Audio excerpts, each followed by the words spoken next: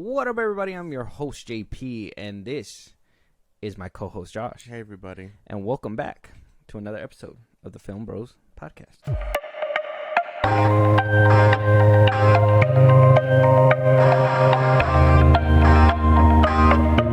Josh, today is the day. All right, the people asked for it. People want content. People want us to fight, okay? Apparently so. And beef needs to be started around here. And so why are your socks on the floor? No, I'm just playing. People wanted beef. People wanted another ranking. We wanted to do another movie review, but we'll go ahead and we'll do a ranking this time. And I think the ranking ones are the funnest ones out of all of them, to be honest, because I feel like that's where we really see each other in a different light, right? Mm-hmm. Is where we kind of come in and start picking at each other's brain, like, why did you like this, or why do you like this? Yeah. Why are you the way that you are? If you will. Mm-hmm. So with that, before we get started and before we guys let you know what we will be ranking today, as always, if you guys have any input on any topics, any movies you guys want us to review, you guys want to hear a certain ranking, do you guys want us to hear us fighting about topics, let us know. If you guys want to support us in a big way, Josh, let them know. Twitter, TikTok, Instagram at FIlmBros Podcast. We post our new episodes are up. You get us up there for any news or movies you want us to cover. Listen to us anywhere you get your podcasts. That's Spotify, Apple Podcasts, YouTube Music, things of that nature. And then Buzzsprout, the link is in those bios of the socials I gave you. Again, at FIlmBros Podcast, at all those socials, Twitter, TikTok, Instagram. Subscribers get special perks, things like that, shout outs on episodes. So why not? We recognize you for helping us out, and you help us grow. And then, yeah, subscribe to our YouTube.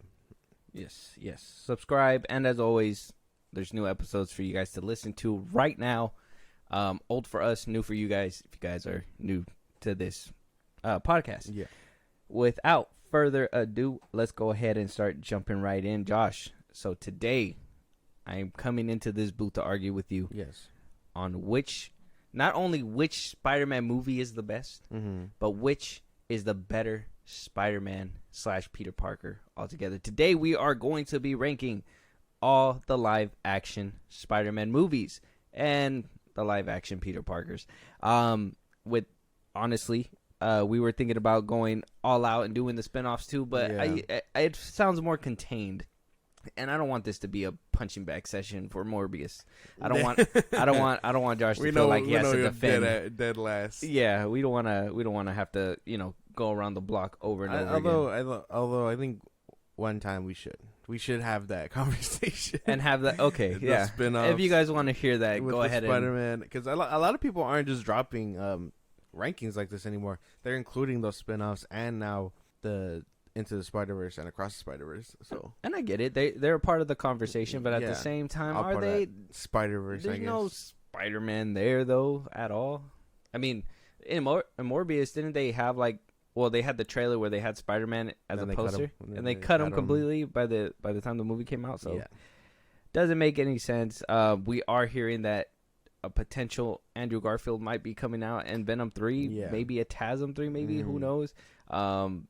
Still a strike going on. So we can't really go too deep with that one. That's still a rumor. Started when they started filming. Yeah. So jumping into it. So we have 8 live action Spider-Man movies. Yes. We start off first with the OG Raimi trilogy. We have Spider-Man 1, 2, and 3. Those came out. Spider-Man 1 came out in 2002. We have Spider-Man 2 coming out in 2004, and Spider-Man 3 coming out in 2007. Rotten Tomato scores, not too bad, honestly. 90% for the OG Spider-Man with a certified fresh, a 67% on the audience score, though. So that's kind of a drop that take into consideration there. Just for you, Josh, that one's for you.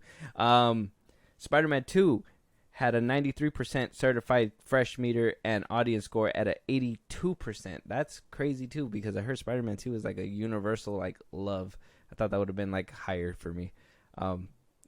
That doesn't bother you? Did the first one bother you a little bit?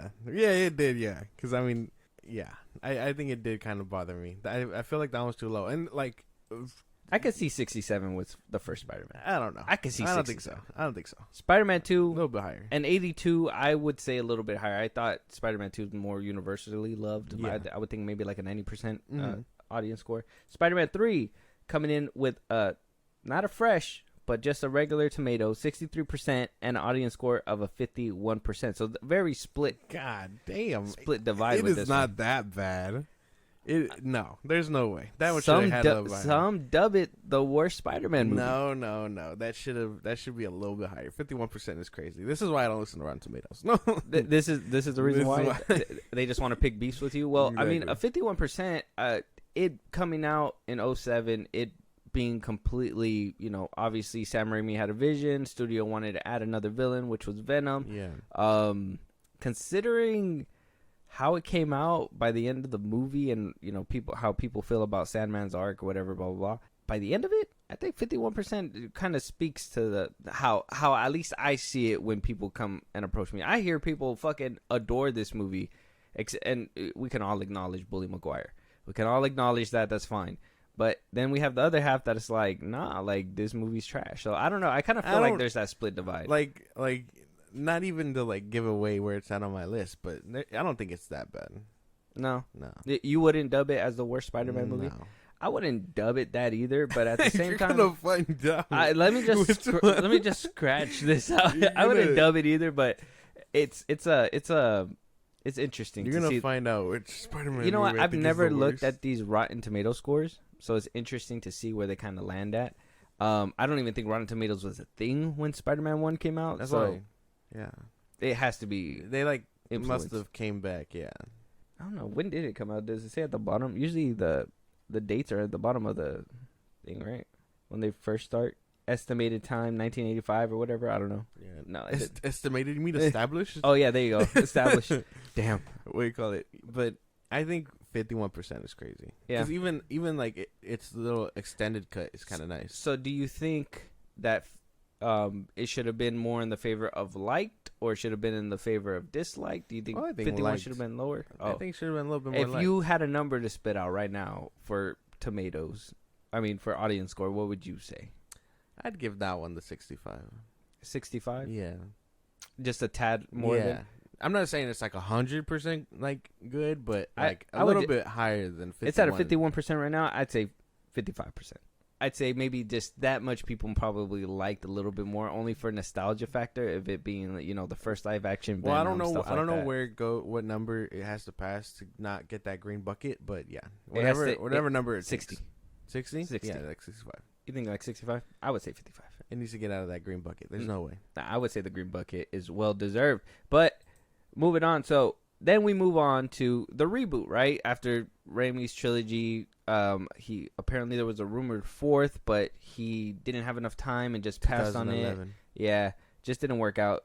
2012 birthed the new iteration with no longer Bully Maguire or Tobey Maguire. Tobey Maguire. We got the new iteration with Andrew Garfield as the Amazing Spider-Man. 1 and 2, the first one came out in 2012. The second one came out in 2014. The Amazing Spider-Man has a Rotten Tomato score of 71% certified fresh and an audience score of 77%. No arguments there. I would say that's about it. 100%. I know there's a small percentage who didn't like the first Tazza movie, but it's mostly because of the suit. We can acknowledge the suit's not the best in this one. That's fine. Yeah, I'd say that's pretty fitting. You think it's fair? Yeah. Yeah.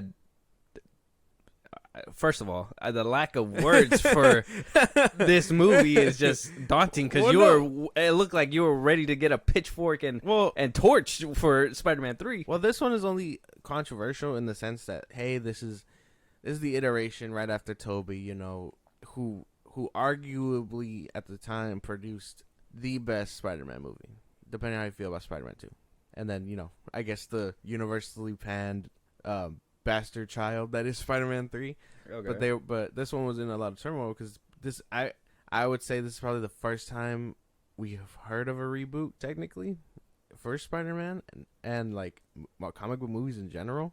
Because think about it, the MCU had just kicked off, and then Nolan had his trilogy, and then Superman Returns. Superman was just another reboot. Superman was coming out after this one With Man of Steel, so yeah. like this was like the stamp of reboot. I would assume. I would say this was the Sony attempt at their cinematic universe. They wanted the Sinister Six. They wanted Spider-Man to go up against everybody. They wanted to rival the MCU. but it was stopped so short. Yeah, and that suit is very controversial. 100%. But I like it. To be discussed. So The Amazing Spider-Man 2 came out in 2014. Like I said, got shy of a trilogy. Apparently, there's rumors that he might come back for TASM 3 or maybe Venom 3. Yeah. But Andrew Garfield came out swinging with 2014's The Amazing Spider-Man 2, 51% rotten score, but a 64% audience score. I don't agree with this number. I'd say this one is both numbers. I would say at least the audience score should hit at least 70, and I would say the tomato meter would at least be at a 60. It's not the best movie, but I wouldn't say it's mid either. I kind of feel like 51%. I think the audience score is fitting. As far as critic scores go, I think it probably should be higher, a little bit higher. What would the number you throw out? It's at 51 right now. Yeah, I would probably give that a 60. A 60, right? Like right on just a tomato. Yeah, I wouldn't say it's not the worst. Yeah, I wouldn't say rotten. I mean, you make it say it's not the worst. You make it sound like it's terrible or something. It's not bad. It's not a bad movie. Well, no, because people have their opinions on this, and we'll touch up on it later. But like, people arguably pan this one the worst or whatever because it's quote unquote overstuffed and whatnot. But I don't think that's it. Well, we'll discuss on why not later, but I'm gonna leave it at that. Overstuffing. Overstuffing. Okay. And then, like I said, abruptly halted, but then rebooted once again within the MCU. Now it's not his first Spider-Man appearance within the MCU, but Homecoming is his first movie. Official movie. Now we did see him in Civil War first, right? Yeah. And then we wound up seeing him in his own movie, and then we saw him in Infinity War, Endgame, and then he got his second movie. Yeah, those aren't on the list, so don't expect them. Yeah, they're not a part. They're not Spider-Man movies. Exactly. Moving on though, so we got the John Watts trilogy for the MCU. John Watts written and directed all three of these himself, so very good on his part. Spider-Man Homecoming coming in at a 92% certified fresh with an 87% audience score. Any fundamental gripes with that one? No, I think that one's fitting. I think for at the time it works. Maybe audience score. No, all this works. All this seems fine. I think it seems fitting. Yeah, this is accurate. I wouldn't say it's. This one feels kind of accurate. A terrible movie. I liked it. It's good. I think it was a good way to present Tom Holland's Spider-Man, I guess. Especially in a family-friendly universe, right? Mm-hmm. More or less. Yeah, more or less. Yeah. And then we moved on. Like I said, he had Infinity War, he had Endgame, and then we went to Far From Home with Spider-Man 2, Far From Home. Like I said, within the MCU, second entry in the Watts trilogy, got a 90% certified fresh on Rotten Tomatoes, and then an audience score of 95%. This one, for some reason, is panned as the worst of the trilogy, according to a lot, and according to you too. Yeah, I've heard you say it before. Yeah, I was gonna address it. I'm gonna address it soon. Yeah.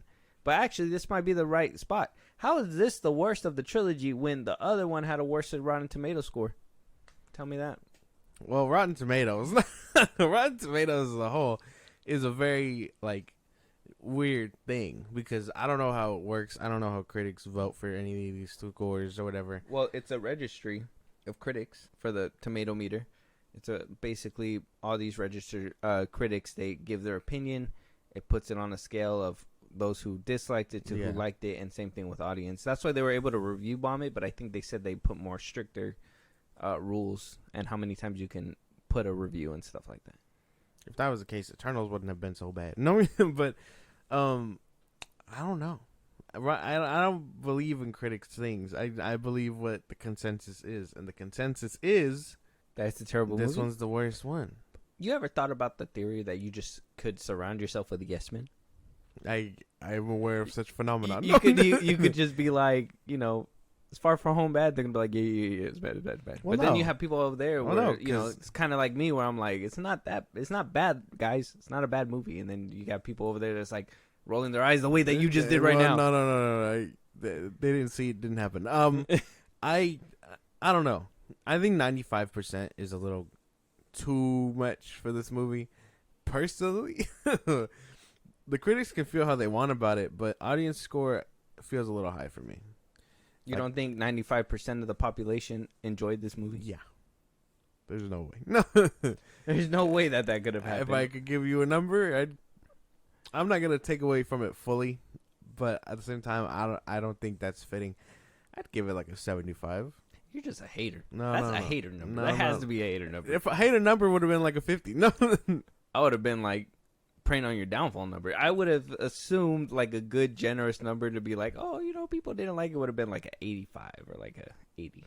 I'm around there. But no, I'm around there. No, you said 75. Yeah, that's kind of low. That's bro. close to 80. I'm around there.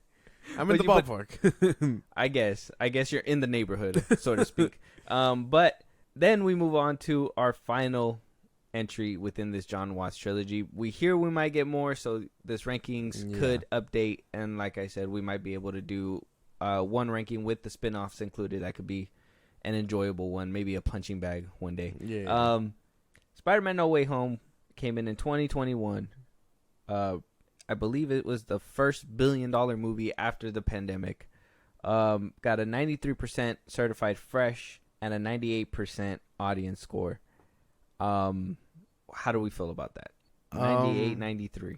The 98, I guess, for this movie, the audience score makes sense. Fair. I can understand that. 3 Spider-Man. 3 Spider-Man. Everything around this movie was hype, and I understand that. We'll dive into the whole speculation of it only being fan service later. But audience score feels a little weird. That's kind of crazy. So what do you mean fan service? Well, I don't want to dive into it because I feel like that's a big part of your presentation, where we put it on our list. Maybe. Well, I mean, you could describe fan service. Well, why did you feel like this movie had a ton of fan service, and what would you describe as fan service? Okay, I describe fan service as like anything that has to do with nostalgia bait or pleasing the audience or obvious things that the studio will do to like put in a movie to obviously bring in like what audiences. They did with John Krasinski and Mom. Yeah, Doctor Strange. Well, yeah, but people we didn't know that was happening. What do you mean? We didn't know that was a thing until we seen it, and then I think that's when everyone was like, "Oh, hey, we got to go check it out." Krasinski as Fantastic Four. Yeah, it's Reed. I don't think that was revealed till like we saw the movie because like they kept that movie in the hush hush. Yeah, that one was under wraps, but it would be considered fan service because the internet was asking for, they were basically fan casting him, and then Marvel just kind of made it happen. That would be considered fan service. Oh right? yeah, a little bit, yeah. Yeah. In that context, yeah. I thought you meant like if people were watching it, like kind of how they were expecting Black Adam to do well because they. Well, gave no, I'm not fans asking the about Superman. the performance. But yeah, no, the concept. I Yeah. get what you're saying now. Yes, like that's what I imagine. So like bringing in familiar faces, Toby, Andrew, Jamie Foxx, the Lizard, even though we don't see his face, Daredevil. Yeah, all that to me is like fan service and hype. Okay. But what is there a division where it's no longer fan service but crucial to the story? So like that Scorpion one, wouldn't that be like crucial to the story because they wanted to show the different multiverses and everything because it was a multiversal movie? Wouldn't that be considered part of the movie? You mean like toward the end when like the rifts are opening up? Yeah, is that what you meant by the Scorpion without showing his face? Or did they actually show the Scorpion? No. In Homecoming, I guess that would be like the last place. In Homecoming when we seen him in the jail cell. Yeah, but that's not really fan service. That would have been service of the story. Oh, okay, gotcha. But like because they wanted to set something up. Those cameos in the Rift are more of just like, hey, I know that guy. So that you would consider that to be fan service? A little bit, not necessarily like crucial to the story. No, not really. Because like it makes sense. And even a lot of people were pointing it out. Like you see a Rhino, you do see Scorpion, you see what looks like Black Cat. People speculated Superior Spider-Man, things of that nature, and it's kind of like, yeah, okay. And then like, not to just bully this movie into the ground or nothing before we start, but Across the Spider-Verse had a lot of cameos of fan service too. Mm-hmm. But those I felt were probably more crucial to the story than that, if that makes any sense. Spider-Cat, not really.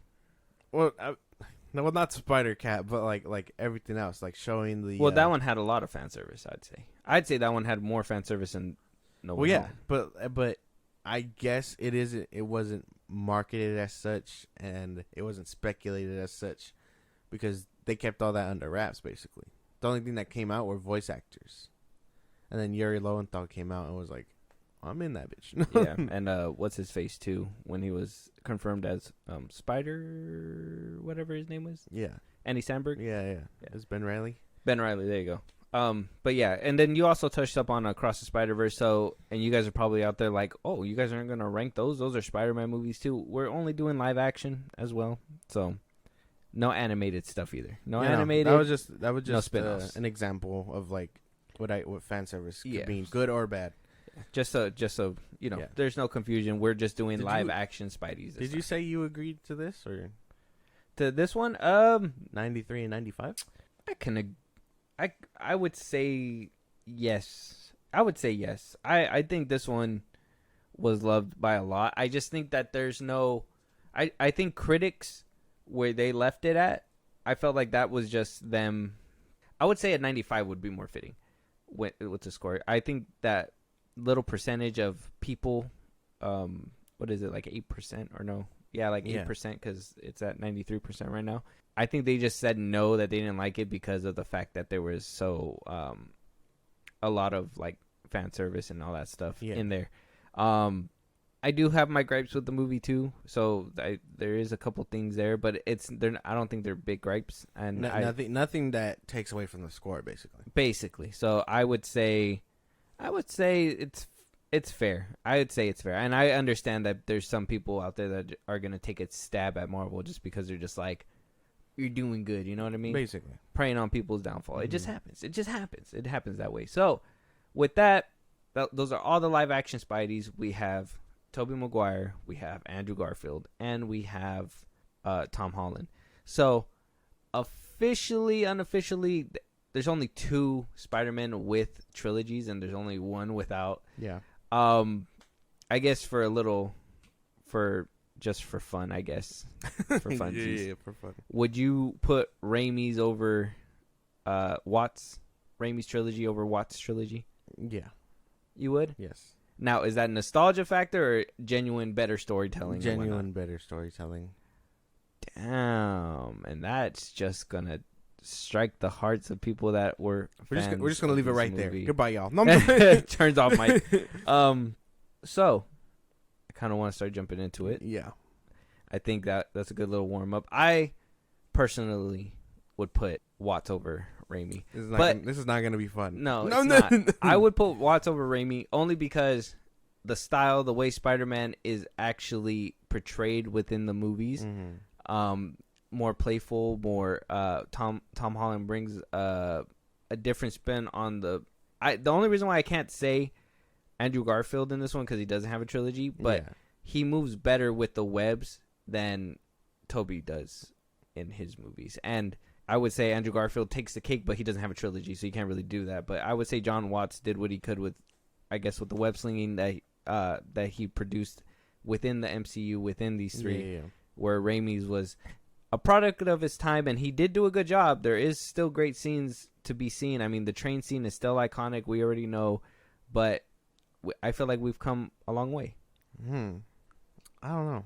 I don't agree to that notion only because I just feel like no nostalgia in the Raimi trilogy, but overall they tell a cohesive story, and I've said it before on record on the podcast that I don't believe there's cohesiveness in the story of Tom Holland's Spider-Man, only because of personally I feel like he's a repeated storylines or whatever arcs that he should already be established by, and then No Way Home kind of takes the cake by the end of it. But that last one being the winner and the 2 kind of being dragged along is kind of more of just like, you know what I mean? Like it's interesting because I can argue, or one can argue, that Spider-Man 1 and 2 are good, and then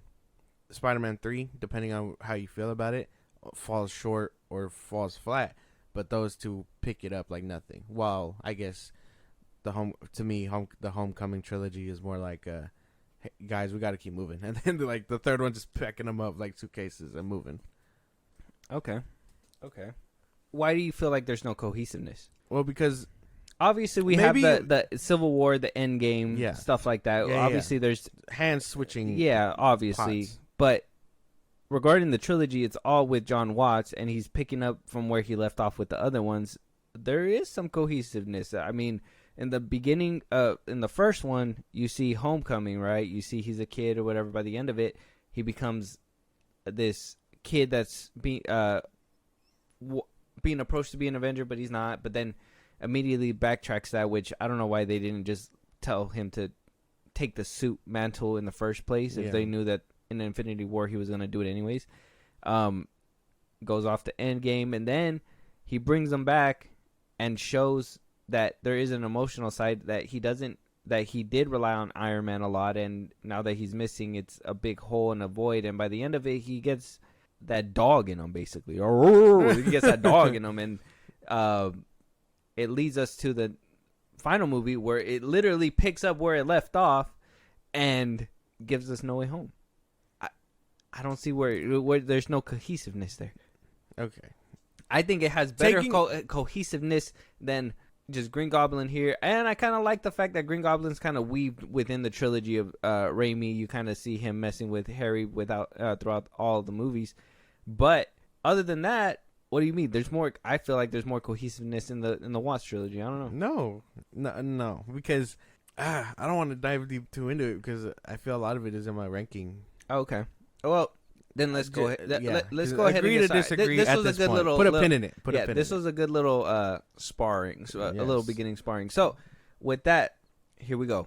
We're gonna start jumping into it. We're gonna start jumping into these rankings. We're gonna do first four, and then our last four intermission, and to talk about it, and then we'll go to the first four. Four. And then so there will be spoilers. So if you guys haven't seen certain Spider-Man movies. I mean, if you guys haven't gotten the hint, we're going to be talking about them in detail, probably very passionately at one point because you're a Spider-Man fan. Oh, yes. I'm a Spider-Man fan. Mm-hmm. You're a bigger Spider-Man fan than me. Yeah. You were born in the Raimi era, right? I was born before the Raimi era, and I was able to live through the Raimi and the Tasm era. Yeah. So there's a nostalgia factor within me for Raimi, but at the same time for Tasm. Yeah. Watts is purely, for me at least in my eye, is purely like MCU flavor type shit. Like I just want to know what's happening next within the MCU. Yeah. So I really like Watts' Spider-Man 2, the way he weaved it into. But you were born in a different time than me, so you have a different love for these movies and appreciation. How do you feel about every single one? Well, the trilogy, the trilogy, the duo. Too. Well, yeah. So, obviously, I like the first. I like Raimi's trilogy. I'll come out and say it. I basically came out my mama watching the first one. Like, basically. Like I loved that one. I think that shit was playing on the TNT or something in the hospital. Yeah. Yeah. I remember watching it all the time. And then, the second one, obviously, so good. And then the third one, yeah. So I have love for all three of them in my heart. I think maybe that's why I was kind of defending the Rotten Tomatoes score, the third one, a little bit. I already know that. You ain't gotta explain it. We already know. For them, in case they weren't picking up on the hints. I got you. As far as Tasm Spider-Man, I can enjoy it for what it is. I really do like those movies. I love Andrew Garfield as Spider-Man. He's also really good. I wouldn't say that because. What's the best way to word it? It's more of just so like he was the reboot and I was expecting something out of Tobey's or whatever, and I was too young to know what a reboot was at the time. So was this like the heartbreak where you a little bit, you lost your Spider-Man kind of thing? It was gonna come out May 2011 or something like that. The fourth Spider-Man with Raimi's Spider-Man, and so I remember you guys were telling me you guys were like, oh, it's gonna be a reboot, and I was like, reboot? What happened to Toby? And they were like, nah, they're going to send him back to high school, whatever, this and that. And then it was a lot of like, what the hell? That's crazy. And then the trailer came out, and I remember loving that shit. I was like, well, this looks so cool. That first trailer with the POV, Yeah. where he's like jumping through the buildings and he lands on the wall. That was pretty. Yeah, nice. that shit was sick. I remember rewatching that trailer all the time. I was like, damn, his suit is different too. I was like, I am excited for this new one. And then I love those movies also. And then here's the bumpy road for the Watch trilogy, and it's not even because, because you kind of have to start in Civil War basically. During Civil War, I was like, okay, I can get behind this Spider-Man. This sounds cool. The way the Russo's brothers wrote him was really nice. I kind of enjoyed that. And then Homecoming comes around, and I'm like, okay, a little kid friendly for my taste, but maybe I can get behind Keaton's Vulture and all this and that. Yeah. And I was like, okay, sure. And then the first one kind of leaves me like, okay, maybe maybe this will be the turning point for him. And then Infinity War Endgame happens, and I'm just like, okay, cool, very nice. That was very cool to see him get the suit. Interesting that they backtracked it that way, but he got a suit. He was an Avenger for a little bit. He has to handle how Tony works, and then Far From Home comes. Far From Home, to me, was just like a big what the fuck thing, because again, I personally I feel that he's went through the same arc he did in the first one, except this time not only does the movie like have to play on what happened with him in Endgame, but it also has to advance him. But I feel like maybe clinging on to what happened to him in Endgame, basically they should have picked one or the other. Either have it move forward or have him cling to that. You know, I feel like them trying to balance it out really hurt them for me. And so at that time I was checked out. I was like, there's no way. I was like I really don't like where they're taking him or whatever. Like how can he be the same dude from Civil War basically? And then No Way Home comes around, and I'm like, damn. I'm like, God damn it. I was hearing the hype, and I was like, damn, Toby may be coming back, Andrew may be coming back. And then, that's what I mean. Like, they drew me in because of those rumors and stuff. And then that leaked picture comes out of Andrew, and I'm like, fuck. Do I really want to go see it, and be disappointed, or do I want to go see it and really enjoy it because it has everything I love in it? Jamie Foxx even confirmed it. He shouldn't have, but he did. Did you come out disappointed? Well, no. By then, I feel like by the end of this one, that's what I'm saying. By the end of No Way Home, I was really like, okay, I can look forward to his adventures again, if that makes any sense. But so they had you on shaky ground. Yeah. Okay, all right. Like I said, Far From Home checked me out for a little bit. I was like, damn, I need No Way Home to do something different, and they did. Is that because of the earthquake that happened during when we were watching the theaters, or is this a personal thing? No, this is obviously personal. Hilarious story. So we were in the theaters, right? It was me, you, and Julie. I think we had went to go watch it together. Yeah. And so we're sitting there, and it was towards the end, right? Or it was in the middle of the movie. I think by then.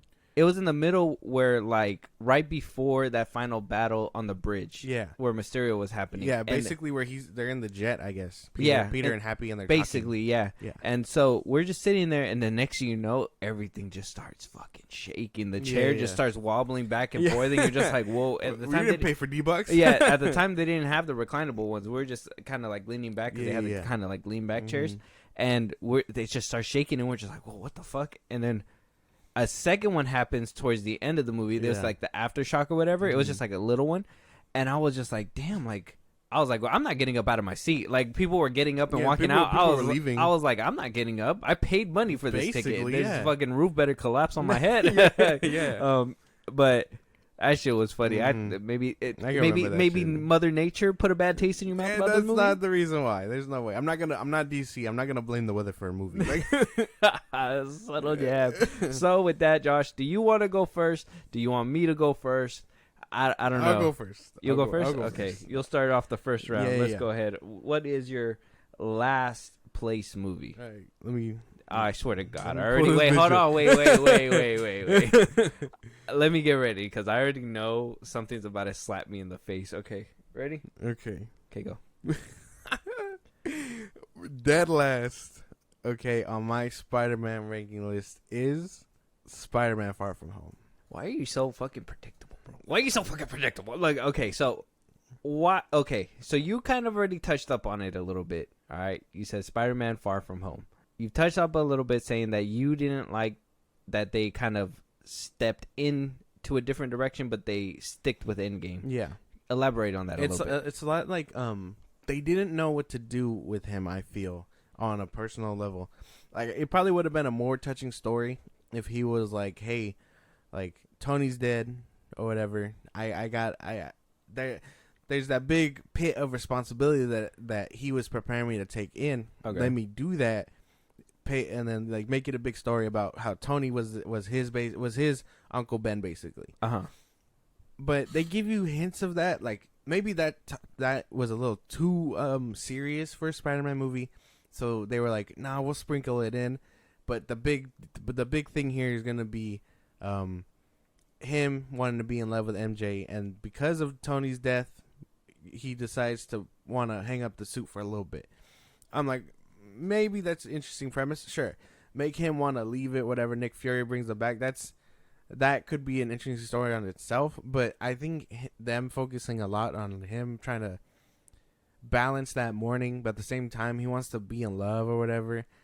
Also, side note, there was no intention of him liking MJ way before Homecoming. You better hold up. I'm not done. What do you call it? Like, that's just a side note, but I feel like that would have been a more serious story, and I could have taken it more serious. But by the end of it, they're like, "Oh, you're not Tony Stark at all. Like, be Spider-Man." And then he starts using Tony Stark tech, and you're just like, you just threw all that out the window. This movie confuses me only because I don't understand. He's a fucking teenager. He's a teenager. A smart ass teenager. A teenager. And Spider-Man. No, be quiet. You had your time to talk. Be quiet. He is a teenager. Are you telling me a teenager who is in junior year, who was just blipped and has to come back, is supposed to know how to manage his emotions with losing his mentor, okay? As soon as he comes back, all right? Yeah. Losing his mentor, being a hormonal little shit, okay? Wanting to have the love of his life, basically being a teenager, you wanting your cake and eating it too. I remember those times. I remember wanting to do this and also this at the same time, but couldn't do it, so I had to try to figure out ways to be able to do that, and sometimes it wouldn't work out, sometimes it would, but it is what it is. But, like, at the end of the day, he's a kid who's trying to, like, work it out, and you're like, oh, he can't have two emotions? What the fuck? That's crazy. That's a dynamic, that's a range of emotions. It's not so much about him feeling it out, and it's more of like the story itself didn't know how to make him feel about certain things, because you get a really nice moment. Like, I'm not trying to take away from it fully, but you get this nice moment where he's looking at the Tony Stark thing, and he's obviously sad, and then it'll cut to the next scene, and he's like, Ned, I am really happy to be this thing with MJ and whatever. And then they throw him in that weird love triangle with this Asian kid. If you can remember, you don't even remember that shit. With the Asian kid, with the handsome dude. Yeah, whatever his name was. Yeah, Alex or Ryan, whatever the fuck it was. Yeah. What do you call it? And he was trying to like sabotage Zendaya's and his relationship. Yes, the love triangle. It was a weird love triangle. I don't know. I don't really vibe with that. And I will say about that love triangle thing is that I didn't really like it either, because it just seemed like this dude was being a douchebag for no reason. And I was like, well, they already have a Flash Thompson, so why didn't they just use him to be the bully, basically? And I would say that's one of the biggest fumbles with that movie and the trilogy in general, is the Flash Thompson, that they kind of just threw him away and made him this dorky character. He should have been that big ass bully. He should have been the bully of the movie, and not just throw in some random dude who, likes her as well, and is in this competition. But then that's where I just chalk it up to it being another like, and it's funny because they couldn't use Flash because he's not handsomer than Tom Holland. Yeah. So they were just like, we got to get somebody even handsomer than Tom Holland. Yeah. So I saw what they were doing with that, but I will say that's kind of an L for them too. But that's a small L in the movie. Like, I don't know. I feel like this movie does a lot of things I don't really vibe with. At the same time of basically redoing Peter's whole arc. Honestly, the only W that I can think of right now giving it is, again, Jake Gyllenhaal. I love his performance as Mysterio. Do you think that it being connected to Endgame and all that stuff? Now, I know that we're trying to judge it on its own and, it being a movie and how it goes, but Yeah. with the background, knowing that he just came back from being blimped and knowing that, everything that he did learn in the first one, he still has. Yeah. But he has to learn how to basically redo it all again after knowing that he just came back. And also the other kids having that trauma, because they even brought that up in the beginning where it's like, oh, if you haven't been blimped back, you came back the same size. Yeah. And the other ones, they obviously grew. That's why the other dude, he wound up growing, and he was the handsome dude. He was like a freshman when they met him or whatever. Exactly, and they put it within the movie. So with that context in mind too, does that make that love interest thing any better for you? Because thinking about that, he was the handsomest or, the nerdy one at the time. And then, him and Zendaya being the only ones that, kind of come back and they're like the same. Mm-hmm. So they really like find that liking for each other because they are the same. It's kind of like, when you're in the same class and shit like that. Yeah. It's a lot easier if you work with them or whatever. It's a lot easier, whatever. And then, somebody on the outside who was in your lane now is in a different lane and, having a fight with that. You don't like that kind of storytelling either? Not really. Only because, again, I feel like the crush came out of nowhere. In Homecoming, we see Zendaya. Her MJ is like, she's obviously into Peter, but Peter is too infatuated with Liz to like even bat an eye in her direction or whatever. And I can understand that. Like you barely, like when you're liking someone else, it's really hard to see that someone else likes you. Whatever. And then everything happens in Endgame and Infinity War. And then he comes back and he automatically is like, hey, I want to get with her because whatever reason. But it like outside context tells you, oh, Peter ends up with MJ in the comics, but they don't show that at all. They don't show them sharing a moment or whatever, letting those feelings grow for a little bit before the movie even starts. They're just like, he's just like, hey, I have a plan to get with her. And then, it falls through or whatever in Europe. Yeah, I think they could have really taken the opportunity maybe in Infinity War to like maybe had her on the bus and shown that they were having some kind of... Maybe instead of Ned sitting next to him, it's her or something like that. Yeah. Like something small to show that they were growth. That makes sense. The movie was already stacked. She was doing Euphoria. Yeah, exactly. I see that. I see your... Okay, so the love issue... Obviously, the different emotions. That's another thing. What's another gripe with this movie that put it so low? Because those things to me they're kind of minor. I say the emotion thing.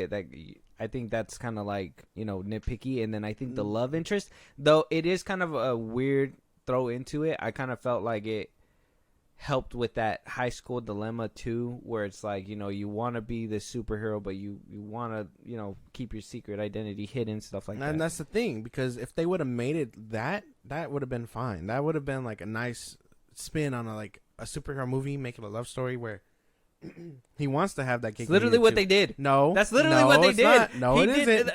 No, it isn't. I'm gonna tell you why. Okay. What do you call it? That make it that. Take out the Iron Man morning, because again, he tries to do that, and then Nick Fury, which is a Skrull at this time.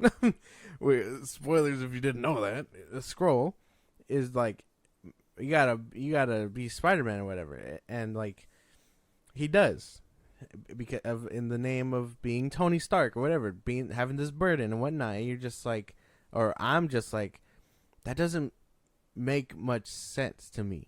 Nick Fury, the same guy who entrusted like Stark and this and that, he's gonna see a kid barely starting out and being like, no, be a man or whatever. Like, to me, that doesn't seem fitting only in Nick Fury's character or whatever, especially since a lot of people want to be like, oh, this universe is like the Ultimate Comics. I'm like, in the Ultimate Comics, Nick Fury is the one that literally tells him stay away, and it's Peter's courage and whatever that's like, no, this is my fight too. I have these powers. But you just said it yourself that he was a Skrull at this time. Oh well, that was before we knew that. But you just brought up the scroll thing. Yeah, well, yeah, I brought it up because as a slight jab to be like, oh, that's really not it. But I mean, before that scene, that's supposed to be Nick Fury. Before the end credits scene, I'm using outside knowledge, if that makes sense. But you're not supposed to really. You're not supposed to.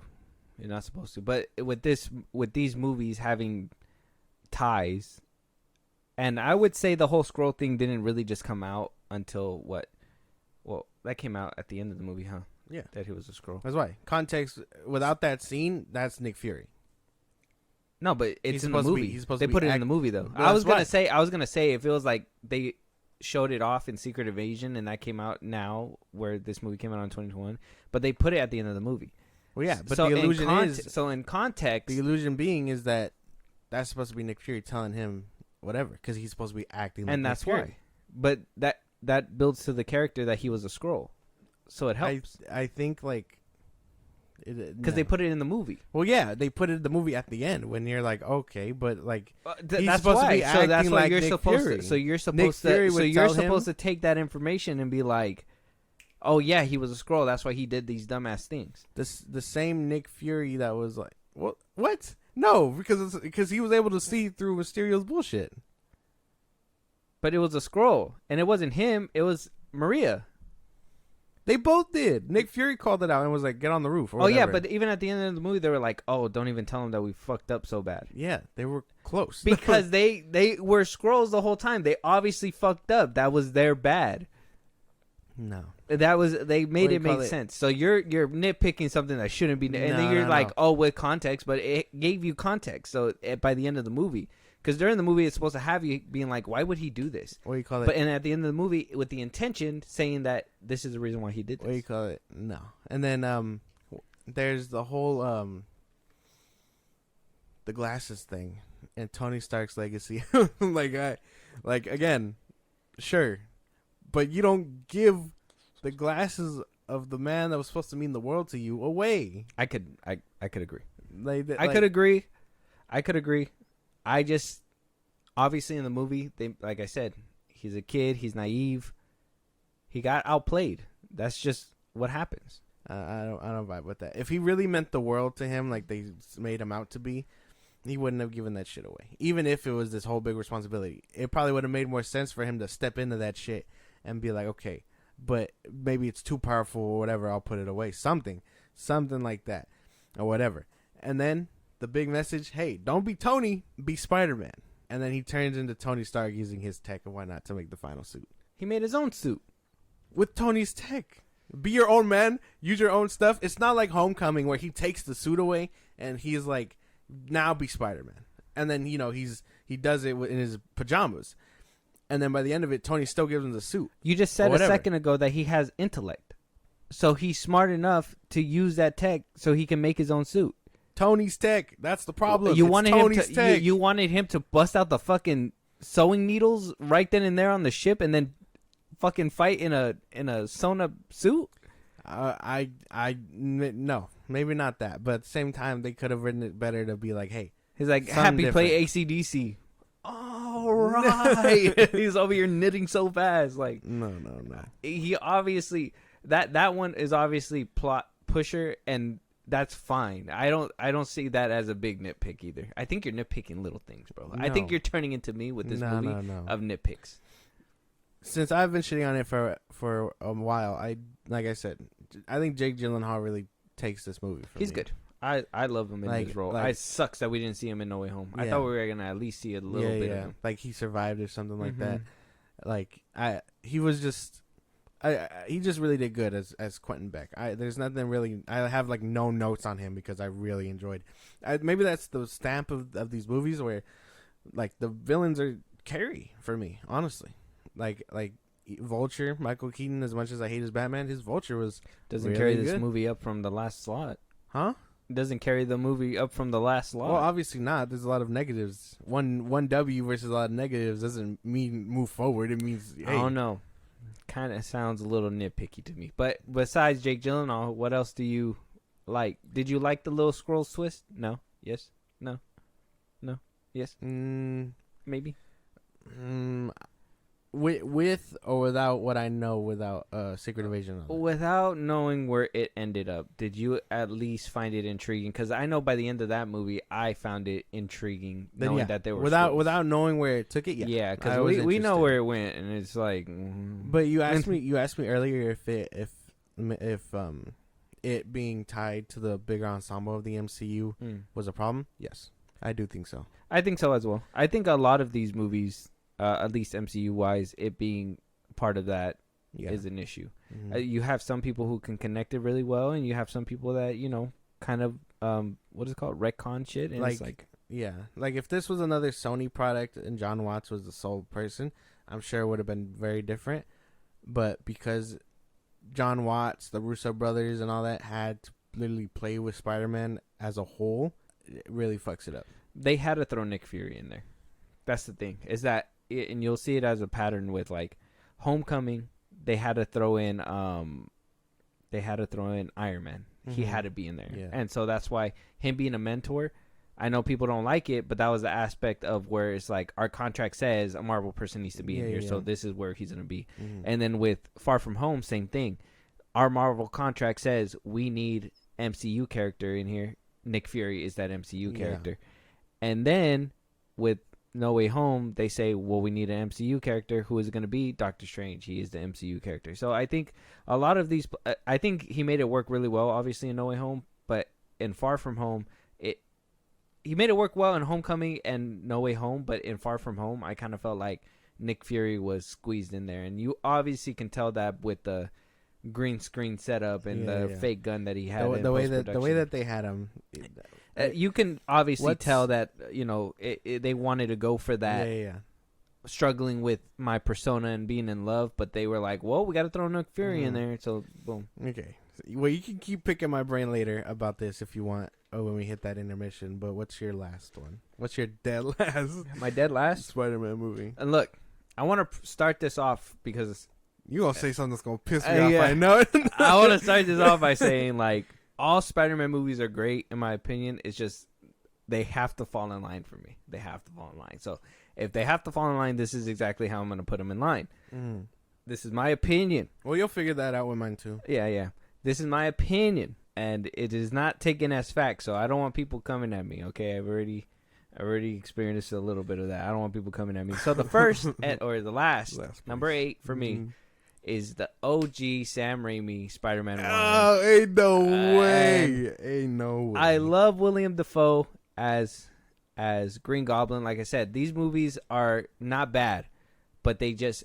Spider-Man 1 for me has not aged well at all. I think there's a lot of things within Spider-Man 1 that could have turned out a little bit different, but because product of the time says that we had to do this, it obviously happened that way. Tobey Maguire solidified himself as a great Peter Parker. I don't think he plays a great Spider-Man. He's not very great with quips. I think he does great in the Spider-Man game spin-offs. I think those are hilarious to like play and listen to him like just quip, but he just sounds like an asshole in a mask, like a New Yorker in a mask, and I think it's hilarious. But I think in the movie it doesn't really do that. He does a little couple things like, oh, get it together, Gobby, or something like that, I think, once in a while, and it was kind of done with.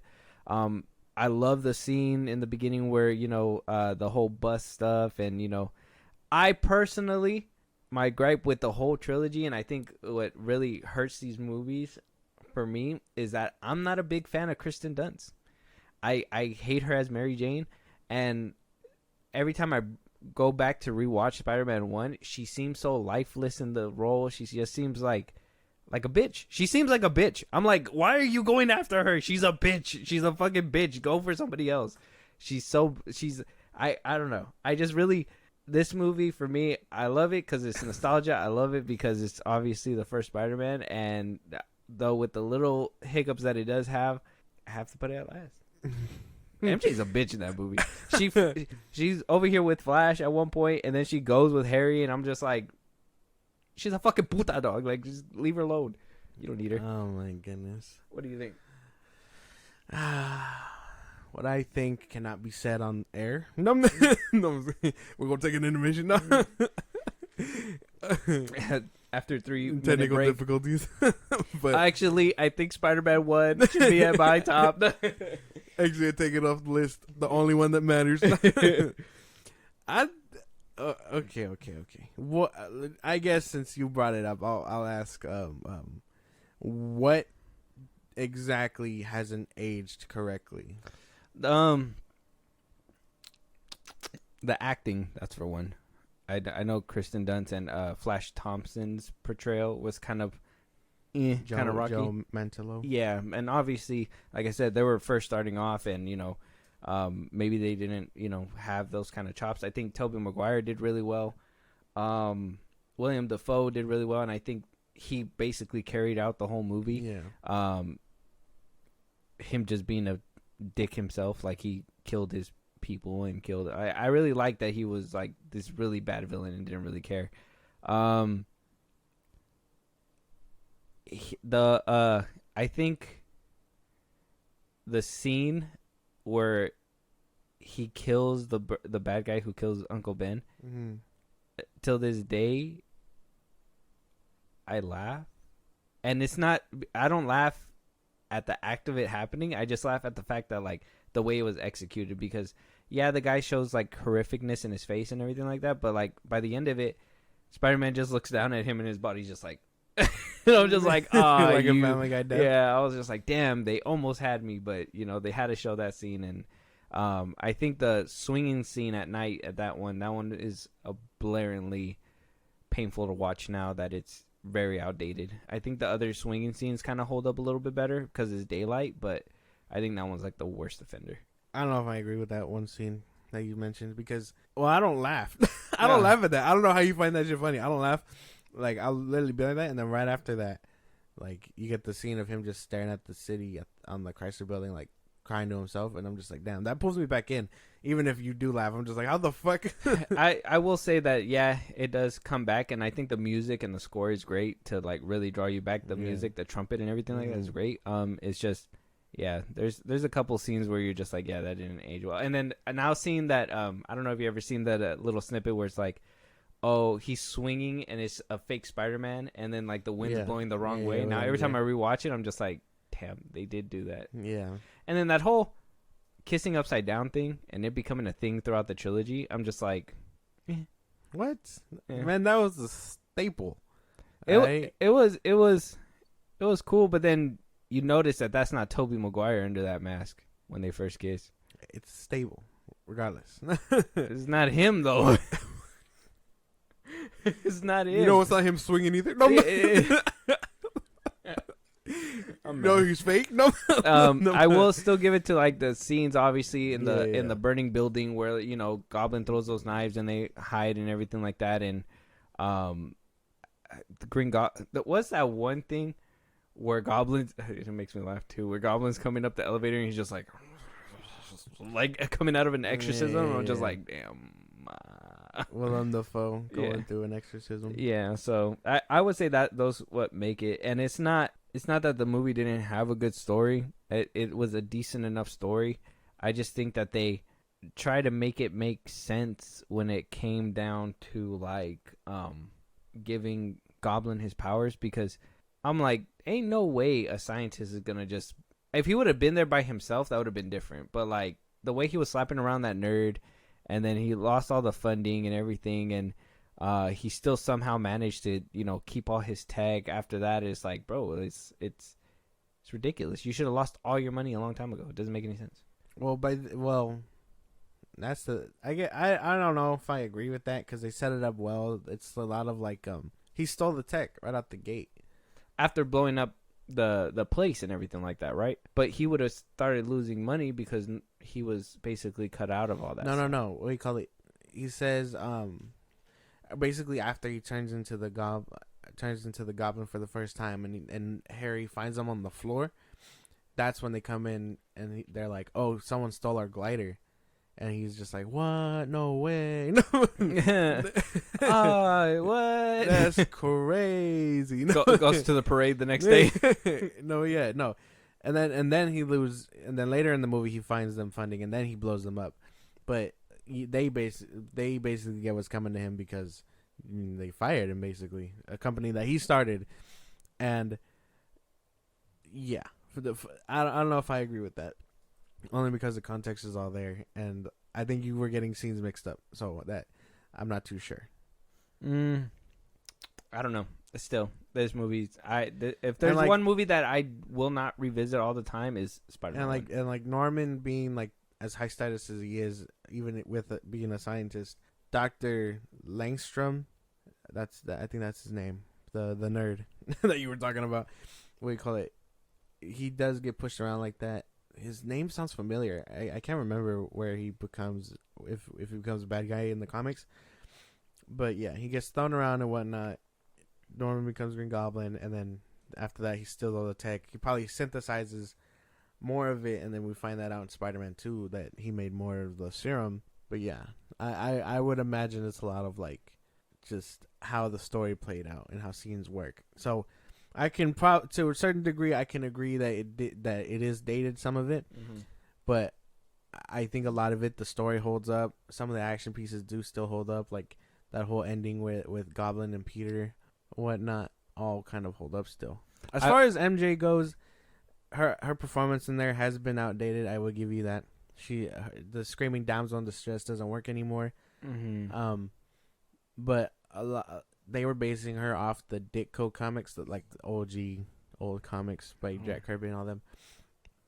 And she was just this party girl. She was like, I'll go wherever attention is. Granted, by this time, fucking whore. Flash was the jock, whatever. She breaks up with him, and then Harry swoops in because Peter wasn't making a move and whatnot. That's kind of how it went down in the comics too. She was with Peter, or she was with Harry, and then she got with Peter at the end of it. But yeah, the same thing plays out. Peter couldn't have her because he's Spider-Man. So yeah, she is outdated. I will give you that. Yeah, I would say that. But Willem Dafoe holds up. His performance, I think, is still pretty solid. I think so. Same thing as Harry Osborn, James Franco. I know he's in hot water, but yeah, I still give him his flowers. And then Toby still holds up. I'm just saying, Toby Spider-Man let those people die. The people on the balcony, he let them die. He could have saved them. Organic webbing. He could have got the bomb and took it away, but he let them die. What? He was still on the ground saving other people. Huh? What do you mean? No, he wasn't. He saved those kids, but that was after he got dressed and shit. Yeah, he's not gonna fight crime in normal clothes. They're gonna Does be he like, care? "Hey, that man is dressed like Peter Parker." No. But okay, I'll. Okay. Is that all, or? Yeah, that's basically it. We can move Okay. on to the next one. Okay, okay. We'll come back for little Yeah, drive-bys yeah, if you yeah. think of anything else. But what's your number 7? Number 7, It's your number 7. Homecoming, Spider-Man: Homecoming. Not to say that it's just as bad, but like you said, Spider-Man movies have to fall in line at this point, and this is just how it's done. Homecoming, to me, in hindsight, is all like I'm not a fanboy of this movie. I'm not gonna be like, like some people are on the internet, but I think it's just a weird start to Peter's whole origin or whatever. Like knowing what we know now, it totally would have been different. But I think after setting him up in Civil War as like this thing of like, hey, responsibility and all that, and then they kind of revert that into his character again. Yeah. In Homecoming, it's a lot of like again what I think this trilogy suffers from is just one step forward, 2 steps back type shit. Okay. The whole list thing is fine. We're introduced into Ned. I didn't like Ned from the jump, if I'm being for real. We're introduced to MJ. I kind of like the twist that instead of her being this party girl or whatever, she's more inclusive and kept to herself, kind of like a weirdo. So I kind of vibe with Zendaya's MJ here a little bit. You like that recluse MJ? Yeah. Okay. Like, even though her name isn't Mary Jane, it's Michelle Jones. I don't know why they made that difference. I gotta ask the question because a lot of people had a gripe with it when it first happened. Did you mind the whole race swap? Not really. I don't really care for it. But I'd rather they dive into that more than I know some people were like, make her a redhead. I don't fuck with that. Oh, like make Zendaya redhead? Yeah. Oh, okay. I don't really fuck with that. Like, you've already established her as this character. Don't give her white people hair. If that makes sense. You like knowing that MJ stands for like Michelle Johnson like, or whatever, it's right? fine. Yeah, Jones. Jones. There you go. Yeah. I kind of like that they played into that because they totally could have just made her Mary Jane and then give her the red hair, but at that point you got other problems on your But they plate. gave her a whole different character. Yeah. Wait, and this is something I've been saying about Disney for a while too. That why don't they do that with all characters? You know, instead of making Ariel and race swapping it, why don't you just make a whole different character that's, you know, could sound the same, whatever, but you know, it's different. You know, and Michelle Jones is completely different than Mary Jane. It's still MJ and all that stuff. So it's cool. Like, yeah, and they could have totally done something different. I like the Liz here. Honestly, I think a big part of this that saves it is Vulture for me. Michael Keaton's Vulture.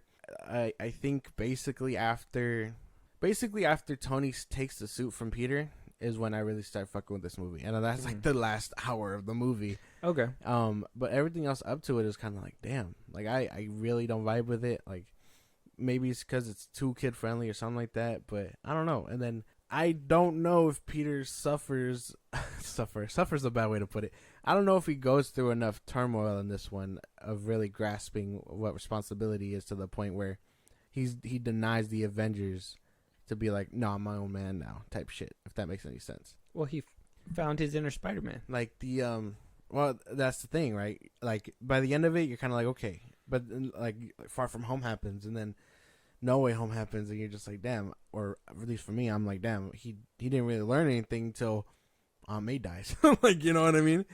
Like, think about the best scene I can show you. Think about the bank robber scene in Homecoming, right? Mm-hmm. He's stopping the bank robbers. That's a fun scene. I can get behind that. It's a nice little scene of him just doing a normal crime, stopping a normal crime. Yeah. I believe it would have impacted him as a character and much more if what's his name died in that bodega when the laser hits him. Like, make him like realize that not everything's a joke or whatever, and him not taking shit seriously caused someone to die.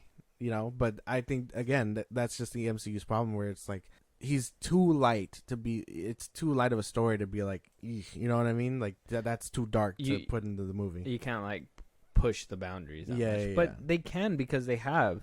I mean, at one point the whole boat was sinking. A boat was sinking, and he felt the repercussions to that. Well, yeah. Nobody died, but the point is that somebody could.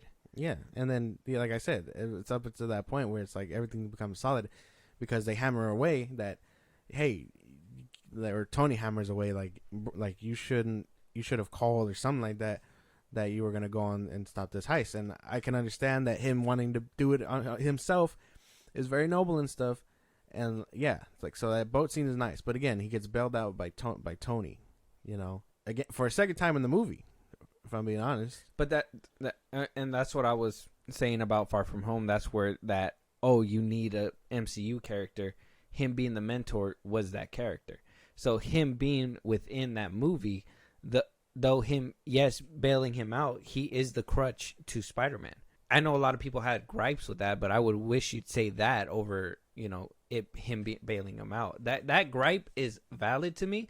But when people say, oh, I don't like that Tom Holland was bailed out by Iron Man, it's like that was something by the studios that were pushed in. But I think it totally makes sense within the movie because he was brought in by Iron Man, and then the payoff does happen in Endgame when that, you know, when he does, you know, snap, or even when he's brought back, and even in Infinity War when he loses them, like all that is built up within the MCU. And I think that's one of like the better arcs. But I don't know why Iron Man gets the good arcs and, you know, everybody Everyone else doesn't. gets the shout. But so when during that movie, him being bailed out is to build his character. The first time him getting bailed out, he was talking to Iron Man, and he wanted him to move immediately, but he was moving at his own pace and how he wanted to, and it wasn't doing well with Spider-Man's character, so that's why he went out and did things on his own. It showed him a lesson, like, yes, it's fine taking it into your own hands, but you got to be more careful, you got to be aware of things that are happening. And then eventually, you know, he tries to have his cake and eat it too, go to the prom, be Spider-Man, whatever, blah, blah, blah. Winds up running into Vulture, having that moment of clarity after he wound up getting outsmarted because he just jumped right into it thinking, I'm going to win. And boom, there he is. So, I mean, like I said, it's different if you were to say, I have a gripe that the MCU has a hand within these movies, than, oh, yeah, Iron Man bailed him out twice. Well, yeah, but like that, what's the best way to put it? Outside studio money, handshakes. like, are we incorporating that? Because I mean, I don't know if that's completely fair. We're trying to base it on story and all that alone. No. Yeah, we are basing it on story, but the story is fine. You can say it's appropriate to say like, I didn't like this aspect of the story because of the fact that it felt pushed in. And at that point, you obviously know why it was pushed in. It's because studios, whatever, blah, blah, blah. Whatever outside sources said that Iron Man needed to be in there. Same thing with Nick Fury. He felt rammed into there. Whatever outside sources said that he needed to be in there, I felt like he was rammed into the story. But to say that it didn't make sense, it just, to me, it's like, oh, I just have a gripe with this, so the whole existence doesn't make sense. But it does make sense within the movie. I don't know. I just don't vibe that he was bailed out and then... Well, he's bailed out twice, and like I said, the boat scene is, I can imagine again. This is all, I guess, if Tony Stark wasn't there to bail him out. Okay. Because they would have made it. They would have found a way for Peter to get that boat to stay together, or something like that. Like, oh, he didn't miss a pillar, or something like that. Yeah. And then the boat be fine. But because he basically failed, story wise, says. RDJ comes in, bails him out, takes the suit away, and then, now he has to live with his own tech and stuff, which is grounded Spider-Man, and I was kind of vibing with that towards the end. Maybe I don't vibe too much with the way his suit was because, pajamas. I don't really like. I don't like the look of his homemade suit. If that makes any sense. In Homecoming, yeah, okay. Like that's just my own gripe. The goggles, I don't know. I just don't like the suit. It kind of reminds me a little bit of they were trying to go for what's that suit called? It's that one suit, the manga. Oh, the manga versus Spider-Man. Yeah, it looked like they were trying to go for that with a mixture of the one with the blue T-shirt looking one. You know what I'm talking about? And they kind of settled in a mixture and in between of that, and I was just like, okay, I guess homemade stuff would look like that, but I don't know. Yeah, the white goggles were kind of weird for me. Yeah, I like the little details though. Like I like that you can see him making a web in his chemistry class or whatever. So like he is resourceful, but I guess it doesn't really live up to much because by the end, he still gets the suit and all that. He doesn't learn anything. Imagine he denies them that Tony gives him the suit back, but by then he's already made a new suit or something like that. Mm-hmm. Just to hammer in the idea that he's going to be his own person from now on before, they shove him in a Civil War Iron Man suit or whatever. In Infinity War. Iron Man suit. And that's what the ending was where he refused it. It was him. But then he gives it being real and all that stuff was that, hey, I'm walking away for it. But then they totally backtracked it in the next movie. So, like I said, that's MCU interference, and I can agree with that. But, I mean. What saves it from being dead last is probably that last hour, though. Where he loses the suit and he has to be his own man. He makes that decision to be like, damn, do I stop Liz's dad or do I have the time of my life with Liz right now, my high school crush or whatever? And then he goes to stop Vulture, and that whole fight scene happens. I'm one of those people that believes that he didn't stop him or whatever. He kind of blew up on himself. Mm-hmm. But that's touch and go. I'm not really putting that down. And say what you want about Ned, but that one scene where the teacher walks in and he's on the computer and she's like, "What are you doing?" And he's like, "Watching porn." I'm like, okay, you kind of got me with that. He saved the day. Yeah, he saved the day. But I know Ned's probably an issue with the movies as well, huh? Yeah, I don't know. Like, again, he's just Genki to me. He's Genki with extra steps, and then. Like the fact that in Far From Home, I didn't touch upon it because it felt petty, but since you brought it up, I don't like that he got as much screen time as he did. Like I don't like that he was this comedic gag where he was like, "Oh, me and Betty are a thing now," and then they get back to New York. No, it was just a fling. Like what the like I don't give two fucks about that. Like it was unserious. Well, he was the comic relief. That was I don't know. I just felt I found it annoying. Funny. I found it kind of annoying. I've actually kind of found it funny. I didn't take him seriously. I know when people were like, "Oh, the rumor is that he might become Hobgoblin." I'm like, "Yeah, no, don't do that." But like him as a comic relief and him just being on the side, I think I'm okay with that. Flash Thompson, gripe with this Obviously, this one. yeah. That I think the whole trilogy is those characters. Like he should have been the jock and stuff. And if you were gonna have him on the debate team, have it be a funny reason, like it looks good on scholarships or something like that. Yeah, he still spells like a dumbass, but he's trying. Yes, like make him that jock or whatever, and like have him do dumb shit like that and still bully Peter. Like I didn't like that they kind of toned him down too. So I don't know what it is. Maybe they were trying to go for kid friendly because it's MCU or whatever, but you can tell a lot of it just wasn't taken seriously. Yeah, and I can agree with that 100%. I think you're on the money with those characters. Ned, I think he's a tough pill to swallow. Some people can agree with him. Some people like him as a comic relief. Some people just find him really annoying, and I totally understand that one. So that would basically be it, because everything else, like towards the end, is I really like I like when Vulture finds out Peter's Spider-Man and he has that talk with him in the car.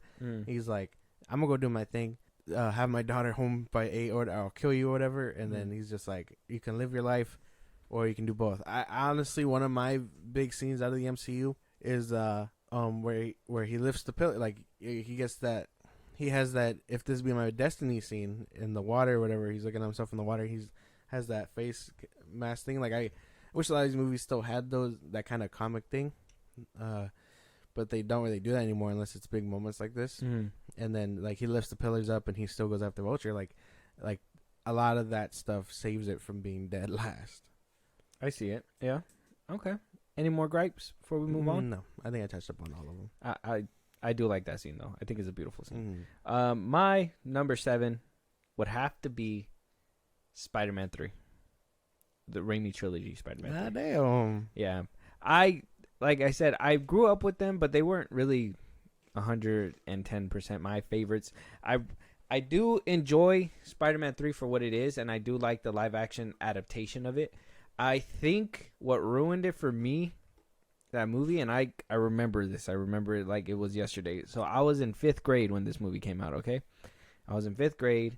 Yeah. They had a novelization of the movie. Yeah. I wanted it so bad, bro, and was probably like ruined the movie for me. At least there was this novelization.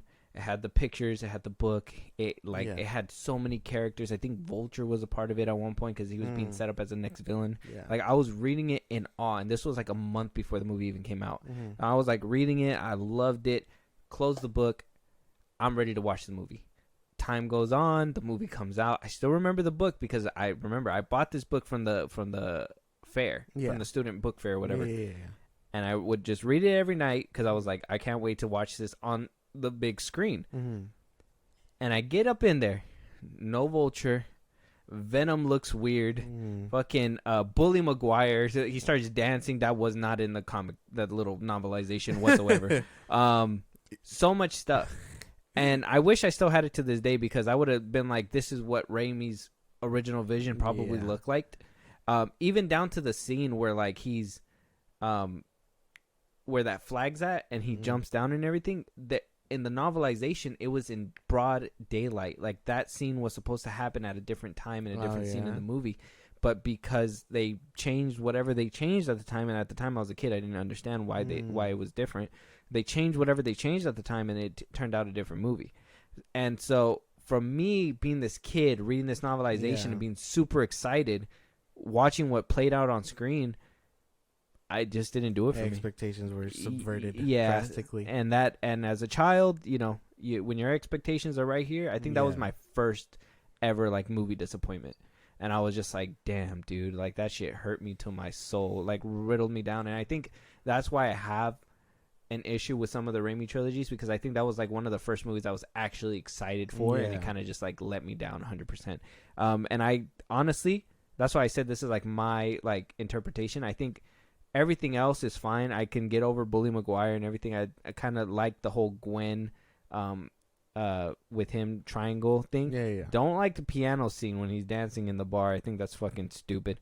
And then so this one just really like let me down spectacularly. And the only reason why I didn't put this one where Spider-Man 1 is at is because at least the CGI and stuff and the fights hold up in this one still.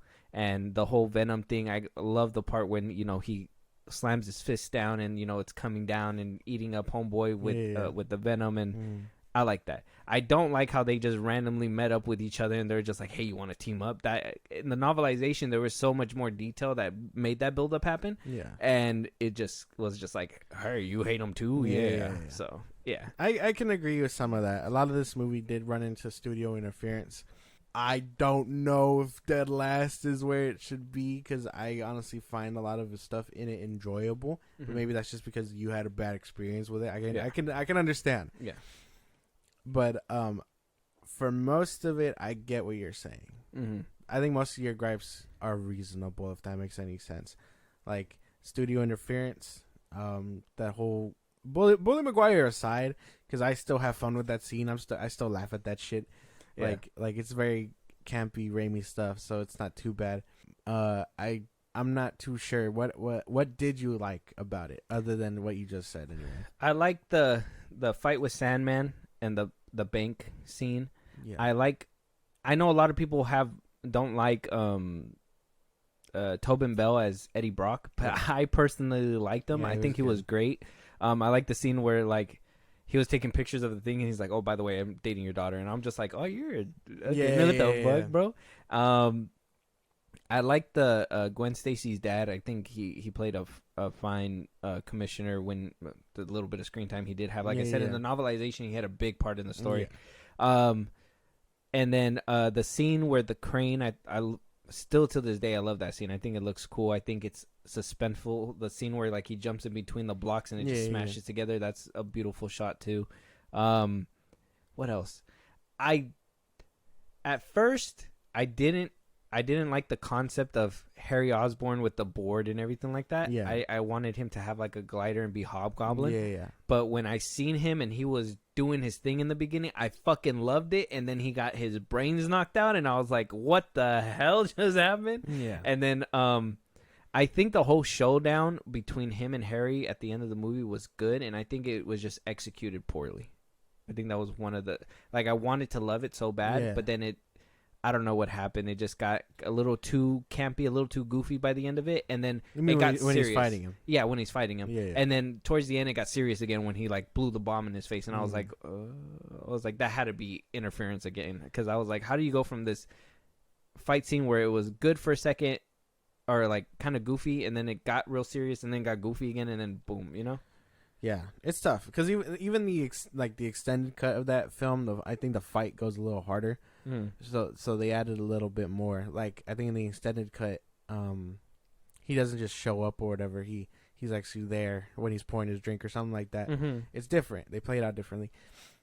I haven't even seen that cut. I gotta watch it. Really? I've seen them put it on like the internet and stuff, but I never actually sat down to watch it. Oh, because I wanted to be. I think it makes a big difference. Kind of like Spider-Man 2.1. It makes a big difference. Damn. Yeah, I like Tobin Bell as Venom. I did like him as Venom. He was the first iteration, and like even for live action, because I remember, or I guess at the time, Spectacular Spider-Man was coming out, and that Venom was stocky, you know, and then the '90s one had a stocky Venom too, and like it was a nice little change of pace. They're all usually pretty stocky. I think what they did to kind of like make them realistic, what Raimi did, and make them like scary, I think he did a good job. I just think that obviously the execution was done poorly because they had to randomly shove him in there, so the random meteorite that hit it randomly where Spider-Man was and just kind of like stuck to him. Like that's the one problem, because I like Venom, but I know the story would have been so much different if he just wasn't there. No, yeah. Like I heard they cut off a lot of Marco scenes. Like he had a full story arc and everything, and they cut it all off. I'm sure he did. Same with Harry. Like that's why he gets knocked out so early, because you have to make room for the other villains. And then somewhere along the way, he comes out of it and he remembers like whatever, so on and so forth. But like you can tell, a lot of studio interference is just put into this movie. It stops it from being something great. And you know what's crazy? And maybe this is just because like the book, but like they put Venom in the book too. Yeah. And Marco still had this storyline and everything like that, and I was like, maybe because the book, obviously you can write more and put more pages, whereas a movie you can only have a limited amount of shots or whatever. I was like, damn, like it sucks that his storyline suffered, because I'm telling you that novelization really dove deep. and really showed you like he was this loving father. And now today when I rewatch it, I think that aspect of him doing whatever he can to save his daughter really resonates with me, because I have kids of my own, so now like it hits more for me. But as a child, I was just more. I think it left a bad taste in my mouth, and as an adult, like I still have that bad taste, and I'm still able to put it aside if I want to do a rewatch, because I do love those movies regardless. It's just more like there's certain things in them that it's still kind of like, it's okay. Okay. Like I said, I love all these movies. It's just they gotta fall in line. Yeah, nostalgia plays into it for me, stuff like that. So yeah. All right, ready to move on then? Yeah, number 6. What is it? The Amazing Spider-Man 2. It's my number 6. Again, I love this one, but it has to fall in line, and I do think it's fun. This movie is really fun. Mm-hmm. Like, I want to give it its flowers first, like before I tell you why it's there. Okay. But it is really fun. It gives me a really emotional love story between Peter and Gwen. Breaks my heart. Like this movie does a lot, and it's so good. But you can tell, again, studio interference. They try to shoe in the Sinister Six. They wanted to fast track a Goblin. They wanted to do all these things that the first one, frankly, didn't really set up, other than the Lizard talking to some unknown figure about whatever. But yeah, they were really fast tracking it. And say what you will about like Electro, but I like Jamie Foxx as Electro in here. Mm-hmm. Like, it has a lot of stuff that I really enjoy. The swinging, the suit, obviously, all of that. But why it's at number 7? Yeah, why so low, man? It's the plot. A lot of it is the plot, or subplot, I guess, because I just love that they take the time to really flesh out Gwen and Peter here. That is probably the main people of the story for these two movies. But like Goblin disease. Harry trying to force Peter into giving him blood or whatever. Like, I didn't really like that. If he became the Goblin, have it be totally organic. Don't try and force him into a disease that's literally killing him when his father probably lasted till he was like 60 or something like that. I just had it and I totally like lost that shit. But he was having treatment. The dad was having treatment. Harry could have had the treatment too. He just wanted to get the cure. Yeah, he wanted to fast track the cure. But I really don't vibe with that, because you're telling me that turned him into the Goblin much sooner, trying to find the cure versus. Well, he took that serum, and he wasn't taking the cure or the treatments that his dad was taking. If he would have been taking the treatments, he would have lived a little bit longer. He would have, could have, should have, but he didn't. That's the thing. He turned into the Goblin. Yeah. Whatever. Goblin design aside, I think it's fine. I'm not really touching up on that. Like, again. With the Rhino, whatever, Goblin disease. I know I had another one in my head before you said something. I totally forgot where it went. Damn. The parent plot. The parent subplot. That's where it was. Okay. I feel like these movies hindered on that, but to be fair, I for one don't think about Peter's parents at all. in the comics, like they are a footnote, and they always try to make them secret agents or whatever. And I know the first one did that, where they were like, "Oh, he's the reason that these spiders happen or whatever." But honestly, the first movie should have been a one and done for that plot. Don't try and carry into the second one. Like the action scene being that the first action scene we see being the two of them on that plane or whatever, and that they die and stuff. Like, yeah, it was sad, but I really didn't need it. And then like halfway through the movie, Peter is literally piecing that all together still, while Gwen is doing whatever, living her life and stuff, and he's still stuck trying to figure all that out. Like, I didn't really vibe with the parent subplot here. I see, and that I know a lot of people didn't like it, but I kind of liked that Uncle Ben was kind of mentoring him from beyond. Like, even as a kid, he was kind of thinking about, oh, how am I gonna look? It's kind of like a what is it, like a Superman approach? Let me pre-record some hints and stuff like that, whatever, and let me be your mentor even beyond the grave. I liked that. In a way, he is also the birth of Spider-Man in a way, like they kind of put him on that path Uncle Ben obviously was the reason why he, completely went that route or whatever. He went down the vengeance route first or whatever. But I think they made it make sense, and I do think that bringing them back for the second part, them kind of, they shouldn't have given him such a big scene like that. I think I thought it was pretty emotional in the beginning, seeing it in the theaters. That shit was pretty emotional to see the parents going out the way they did, seeing that he did care about his son and his wife. He just, was doing things for Norman Osborn. He was tangled up in it. I was thinking that that's what was basically going to happen, is that by the end of it, it was going to be Norman Osborn doing, and obviously obviously it's been hinted at since the beginning, but it was going to kind of confirm and be like, yeah, this is what basically happened. And there was going to be, the Sinister Six that basically Norman was breeding. Yeah. That's another thing, though. The Sinister Six. I can understand Sony wanting to do this big thing and trying to put it all together, but shoehorning enemies in a movie that should take time to be fleshed out and actually give you a reason to have that beef with Spider-Man should exist. Like, I like that Rhino was the little footnote. That's fine. But now you got Goblin, Electro, and then by the end of it, Harry is just like, oh no, we're going to put together a team, start with Rhino. And then, we don't really see where that goes, whether it could have been something great or not. But like them trying to push off the Sinister Six, not just here, but in Raimi's trilogy, like it hurts them. It honestly hurts them. I think Sony's the real villain throughout all these movies. I think they're the villain that couldn't hold their wad.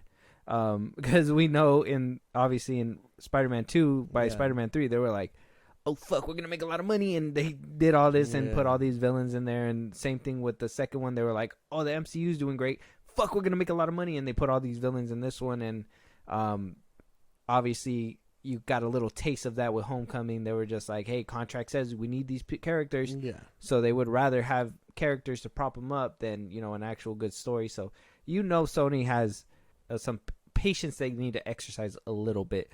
But I mean, it's fair. I can give it to you. It sucks. I don't like that you put it that low, because it's one of my spoiler personal favorites, but it's because Andrew Garfield for me is just charismatic. He carries. I fucking love Goblin, his character. I love that guy. I forgot his name off the top of my head, but like he basically was like in all kinds of movies, and he gave out like a charismatic fucking Harry Osborn, Dane DeHaan. Like at one point he was all over the place, and I feel like he really gave a good charismatic like Harry Osborn. I personally liked it. I don't think it was better than James Franco, but I think for the modern era, I think he did a good job as Harry Osborn. But sucks that James Franco's going through his thing. So I guess I can respect you. I can respect you for where you put it, but I think I'll touch up on it a little bit later on. Okay. For sure. But my number 6 would have to be Spider-Man Far From Home. And to me, I love this movie. I think it works great. I love the villains. I love Mysterio. I love the scene where he has to use his spider senses, and he's going through all those like obstacles, and he's dealing with basically all the trauma he's been dealing with throughout the whole movie. I like how Mysterio's basically tripped up this kid over and over again, and a lot of people were like, well, he's a grown-ass man bullying this child. I get it. Yeah. We understand. In the first one, we seen the 6-year-old man beating on the fucking 16-year-old. So, I mean, get over it. Get over it. He's Spider-Man. He's going to have to deal with it. Yeah. I don't like the inclusion of the Skrulls, or we kind of already touched up on it. I don't like the inclusion of, some of the stuff that obviously Marvel needs to put into the movies in order to make them successful. So I think that's what really hurts a lot of these MCU Spider-Man films for me. But as like a newer take on the character, and I personally like Tom Holland as Spider-Man 2 and as Peter Parker. I think he plays that goofy, awkward one kid, and also like that quirky Spider-Man as well. I don't think better than Andrew Garfield himself, but I think that if we had to get a replacement, then Tom Holland does fine. Yeah. Okay. Well, because we already kind of fought about this when I put it down. I'm ready to move forward. I don't really because I know where you stand. Yeah, If that no, makes sense. no. I know we basically have a understanding Yeah. on why it's there. But yeah, I already know. We already know what you're gonna talk about. We already know what you're gonna say. Your gripes with it is a big issue. I already know what my big issue is. I think there's room to talk about a little bit more, but I think that's gonna happen when we hit our midway mark. So we'll go We're ahead already and at the midway mark. no, we're on number 6, so we have no more number 5. Oh, so five, what five. is your number 5? I was debating on where to put this one, but I wasn't too sure. Because honestly, the last 3 kind of had to fall in line. So I think that it's fitting, but at the same time, I'm tell you why it's a little shaky. But it's No Way Home. I like it for what it is, for what it tries. At to number do. 5? Yeah. Damn. Okay. Too low or too high? I think it's kind of low. I would have thought, having the trio together would have really brought this up for you. All right, go ahead. I think it's because okay. That's the thing, right? I do like this movie. I like what it does. I like that it brings in my favorites and stuff. Mm-hmm. But I think a lot of that is just smoke and mirrors.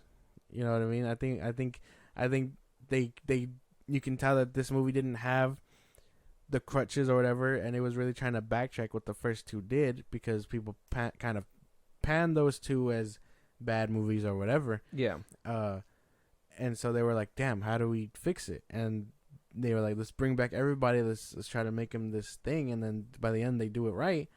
But I really believe that a lot of it is just, hey, fan service. Let's do it. And I think that's why he made all this money. Daredevil, Spider-Man, Willem Dafoe, like all the shit that worked from the first from the Raimi trilogy and from the Tasm trilogy is here. Mm-hmm. Like that's one of my big gripes because you don't have a single villain from the Sinister Six that I guess is like Tom Holland's villain, if that makes any sense. Mm-hmm. Like I've already hit this idea on the podcast too, where like it would have hit so much harder if he had people on from the people he fought on here, Shocker, Vulture, Scorpion. He said he had a problem with him at the end of that cutscene, but they didn't play with that at all. Mm. Or hell, making Mysterio, who's behind it all, and just being like, "Oh no, like I'm still alive. I faked you out. Come get me," type shit. Like there, I think there could have been a bunch of ways for it to put it together, but because they were trying to really hammer home that they basically had nothing like that. They were just like, let's do it this way because we know how to. We're gonna farm in those nostalgia people and whatnot. I that's one of my biggest gripes with it. I see that. Too much nostalgia then. Too much nostalgia bait for you. Yeah, like they were. But didn't really you eat using up that the shit. bait? Well, yeah, obviously, yeah. That's why it's this high. Like it was fun. Like I can admit that I had a great time watching this movie, and but it's at this slot because it does. I think it does better than the other ones, obviously. But I can't acknowledge this movie without acknowledging like this is why they're here. But this one, from start to finish, seeing your older characters, also the inclusion of Doctor Strange, all that stuff, like that didn't help you like get through this movie and be like, well, this is one of the better movies. Even bringing back certain characters to kind of redeem them. It did, but it also does. And by the end where Spider-Man is left off. Well, yeah, this is why it's that high also because, like I said, it has stuff in the movie. That's why I wanted to address the crutch first before digging in on the actual thing because I still have gripes with this movie and some things I really don't like about this movie. But I feel like I said, you can't address this movie without addressing the big light bulb, I guess, that's on it that says, "Oh, we did this because nostalgia or whatever the fuck you want to call it, fan service." You know that comes with it because again, it has Daredevil, has Spider-Man villains that aren't Tom's. It has Toby and Andrew in it. Like, it does a lot that basically they couldn't do for Tom Holland. So what do? They use pre-established characters from their movies to be like, oh no, let's do it this way with them, and then give them that development. That's not true. The MCU had a hand in it, and it was a multiverse thing. What do you mean? That's why the inclusion of the older villains and all that is because of the multiverse. They wanted to establish that the multiverse was real, and they brought in different villains from different eras. Yeah, and let me dive into that then. This is the tricky thing about magic, because you could totally be like, oh no, this does this because we say so. And my big gripe, I'm sure you've heard it before on the internet, the wish that he makes. They say it happens because it happens, but I don't know if it makes much sense to me when you really try and peel it back. Like, a wish that grand, wouldn't you think it was just gonna affect his universe or something like that? Like, how does it tie in other universes? Like, maybe I didn't get that, and if you can explain it, I'll take it away. But for me, it didn't make much sense. Like, how does him fucking up the spell in his universe fuck up everything else in every other universe? They said that it just brought in the villains that Spider-Man had battled or knew were Peter Parker into that universe from different universes, and they were from those universes. That's from why those timelines, from different timelines, from different times. Electro didn't know who Spider-Man was. Lizard did. Dark Octopus did, but they say that when they pulled them out, he didn't know that at the time or something like that. Which I didn't get that either, only because he calls him Peter in that little battle on the freeway. Because he thought he got a new suit, but he didn't see who was underneath. That's why. But he knew who he was, but they say that they pulled him away somewhere before that. And he only finds out that Peter's Spider-Man when they were about to die. When he's about to die. That's when they found out that he was Peter, is when they were about to die. Except for Goblin. He knew for a while. He did. So did Dr. Octopus. Because he even said, too. Oh, no. Well, he gave Spider-Man... He finds out just before he dies. Right before he dies. And then Electro knew. And so did... the Lizard knew. Lizard knew. Yeah, so they all knew who he was. That's why they were brought to that universe. So they made it make sense within the movie. I don't know if Electro knew. How did he not know? I don't think so. How did he not know? What do you mean? How did he not know? They didn't. I'm like 99% sure Electro doesn't know who Spider-Man was by the end of TASM 2. Because even Dane DeHaan's character, Harry Osborn, doesn't team up with him at the end, and then he finds out Peter is there anyway. But by then, Electro was dead, quote unquote dead. No, because when they broke into the place and they were getting all the information, they were easily able to pull up his name. They didn't obviously make it known, but I think he was supposed to know who he was too. I don't think so. I think that's a little. That's might a little be reaching. You know what? That might be a issue in the movie. Yeah, I'm trying to. Yeah, it might be reaching. Because, like I said, if I can admit it, but I'm trying to defend it. No, but that's why. Like I can give it to you, but at the same time, I gotta call you on and be like, I don't think so. Yeah. Like, well, they didn't make it known in the movie, so it's up to speculation. That's why they could have done it to Vulture, or whatever. They could have brought in Scorpion. They could have done another version of Mysterio, maybe, if they really wanted to. Bring back Jake Gyllenhaal, something. That's what I thought they were gonna do. But I don't know if the wish makes sense, and I think that was just a big, like, hey, we'll say it does this, without really going into much detail because we can't explain it ourselves, and then, we'll bring in all these other people.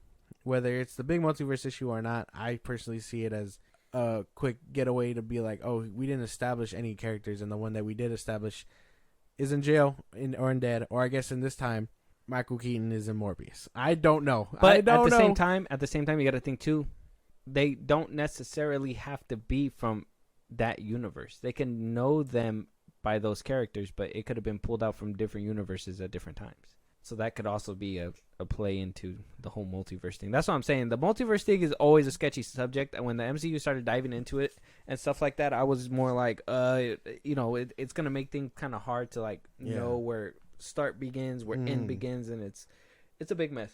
But either which way, I can see where you stand. Do you have any more gripes? To number 5. Ned. Ned. Flash. Ned having magic is something that that's what I thought. People were throwing around, or I guess people were throwing around the idea of people being Mary Sue, and I'm like, why did no one call out Ned? Like, why did he randomly just be like, oh, I'm magic now? Like no one ever called that out. Well, he just doesn't know how to use it. It's not like he's just using it willy-nilly. He's still having trouble using it. It's not that Rey got powers and, you know, it's that she automatically knew how to use them.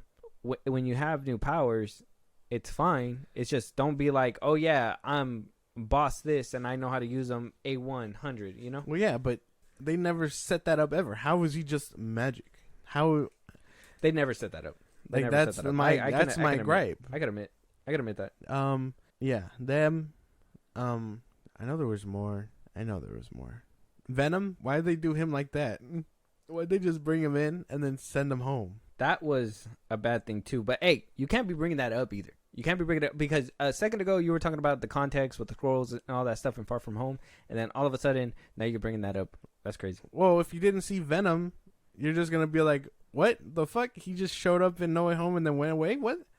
You know what I mean? Yeah, I understand what you mean, but at the same time, that wasn't like a big plot pusher either, and it was just kind of like a fan service nod too. Like the wish, whatever. I don't like the suit. I really like the ending suit. Yeah. The too shiny for me. That I would assume that that's basically it. I did like Willem Dafoe. I did like that he was going ham on Tom Holland. Mm-hmm. But that scene was pretty nice. That would be it. I like how Tom Holland, like, it was funny when he was over here like, oh yeah, I did a video game movie, and he did like that balcony like spin and go through the floor, and I was just like, that's it. Yeah. I was like, they made it a big deal. I was like, that was it. That's cool. Whatever. Not too bad though. Anyways, moving on to my number 5 before we, you know, start beating each other for our intermission. My number 5 is Homecoming. Damn. Yeah. Yeah. No. I give it to Homecoming because I think Homecoming is a great beginning story. I understand that you have the gripe where you said that, like, you know, he's repeatedly doing the same thing, but I think in this one he has like high stakes. I think that, you know, the whole, I think the love thing actually made sense, him trying to go for the, you know, the hottest girl or whatever, and the whole MJ being in the background and him not, you know, exactly going after her from the jump. I was hoping they were going to go for Gwen Stacy when this iteration was coming out, but that's fine. You know, that's not a big deal with me.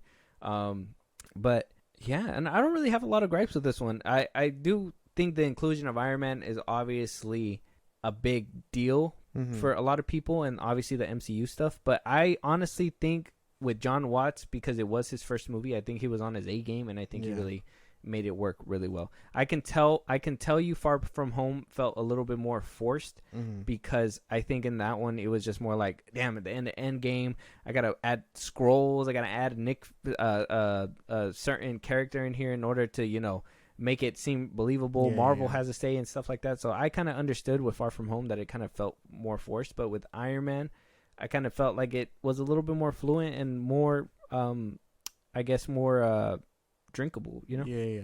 I was able to take it down a little bit more. But Homecoming, to me, I still think it's a solid, like, first MCU film. I just wish they would have done a little bit better with it. Just I would say more, I mean, obviously we don't want to see more Uncle Ben and all that stuff, but at least, you know, my goodness. At least you know, I would say the rescuing of him twice is a big deal for me, but at the same time I think they made it work for what the hand they dealt.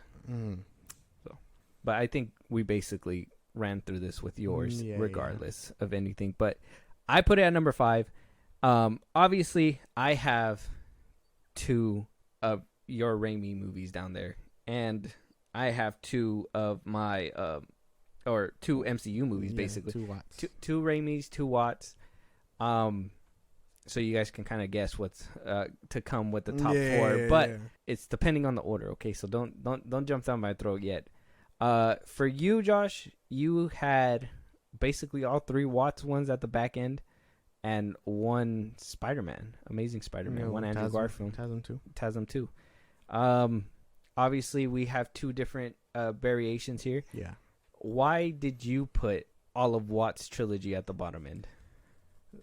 They just had well, okay, because I I can say that I like them, but I can tell you that I like these a little less than the rest. Because of the MCU. Yeah. That's one of the bigger gripes, I guess, that everything has to be set in this timeline for it to work.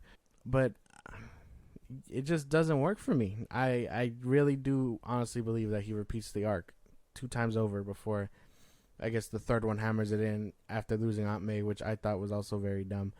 And then being like, okay, here you go. Like, now we can start from square one. Way to please everybody type shit. I just feel maybe it was because of the MCU, and maybe that's not fair, but I mean, that's the universe is playing ball in.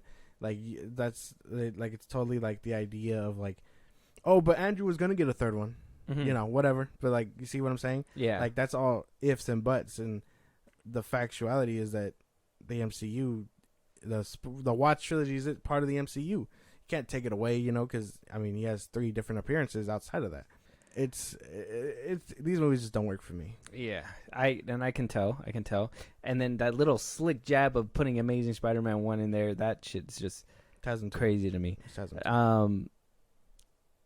So obviously nostalgia does play a factor, and I think for the both of us, we can both agree and understand that the MCU ones, John Watts trilogy, was very much MCU-esque movies, and they don't hit as hard as what Sony was putting out solo. Yeah. But they do well because everybody loves Spider-Man, and because everybody wants to see what happens next within the MCU. Mm-hmm. And obviously how that whole, I mean, if you guys really care about the business side, obviously how like the 2 parents are going to handle this property, and seeing what's happening next. Very, very indicating and very telling, and I think it's time for us to really jump into the top 4, and I think that's where most of the argument's gonna be at. So, with that is our bottom 4. We kind of went a little bit longer than usual on this episode, so we're gonna make this a 2-parter for you guys. If you guys are wanting to look forward to it, make sure you guys hit the notification bell. Make sure you guys put something down, a reminder. Part 2 will be coming out on Tuesday. Josh, let them know where they can hit us up if they have any questions, comments, concerns, if they want to give us a movie to review, anything like that. Support us in a big way. Twitter, TikTok, Instagram at FIlmBros Podcast. Keep those notifications on because Tuesday is when that episode drops again. So Twitter, TikTok, Instagram at FIlmBros Podcast. We post for new episodes of that. You can hit us up there for any news or movies you want us to cover. Or tell us that we're smoking crack on this list, and then give us yours if you want. Listen to us anywhere you get your podcasts. That's Spotify, Apple Podcasts, YouTube Music, things of that nature. We're on a bunch of sites. Go check us out there. Buzzsprout, the link is in those bios of the socials I just gave you. Twitter, TikTok, Instagram at FIlmBros Podcast. Supporters get special perks and shout-outs on episodes because we recognize you for helping us out, and you help us grow. And then, when it's all said and done, subscribe to our YouTube at FIlmBros Podcast. And with that being said, we will see you guys on Tuesday, or we'll talk to you guys on Tuesday. Talk to you guys later.